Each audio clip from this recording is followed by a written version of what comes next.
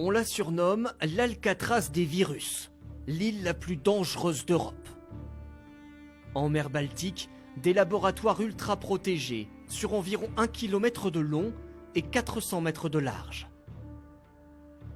Comment sont conservés ici des centaines de virus potentiellement mortels pour l'homme? Thomas Mettenleiter dirige ce centre de recherche hors norme. Il fait partie de la petite dizaine de personnes seulement autorisées à s'approcher des virus les plus dangereux, comme la rage ou la fièvre jaune. Exceptionnellement, il nous conduit au plus près des cuves de stockage. C'est à moins 181 degrés Celsius. Ici, on peut conserver les virus pendant des années, des décennies.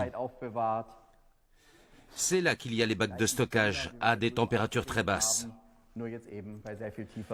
Mais je ne suis pas équipé pour les manipuler et je vais refermer très vite. On a des virus très pathogènes dans la zone encore plus protégée, comme la fièvre afteuse pour les animaux ou pour les humains, Ebola. Des cuves d'azote liquide soigneusement fermées.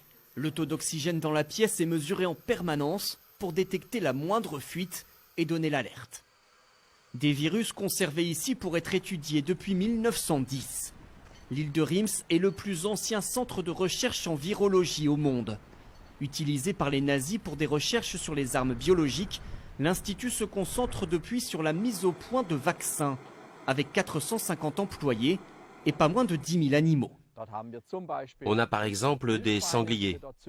Et là, ce sont des alpagas qui produisent des anticorps très particuliers. Il n'y a pas d'autre possibilité que de tester sur des animaux pour avoir des résultats fiables. Les vaccins développés ici permettent de lutter notamment contre la peste porcine ou la rage du renard. Et voici l'animal qui propage le plus de maladies, le moustique. Et notamment cette espèce, le moustique tigre. Longtemps confiné aux zones tropicales, il est apparu en France et en Allemagne il y a quelques années. Il peut potentiellement transmettre la dengue, Zika ou le chikungunya. Le virus se répand partout dans le moustique, jusque dans les glandes salivaires.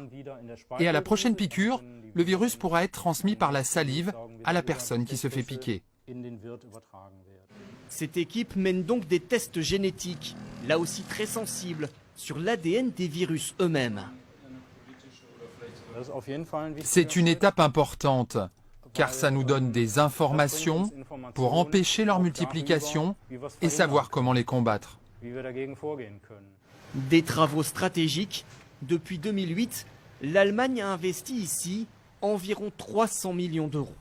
Cet institut de recherche unique en Europe étudie chaque mois de nouveaux virus. Il pourrait travailler très bientôt sur le coronavirus apparu en Chine si l'Organisation mondiale de la santé décrète officiellement l'état de pandémie, c'est-à-dire une épidémie à l'échelle de la planète.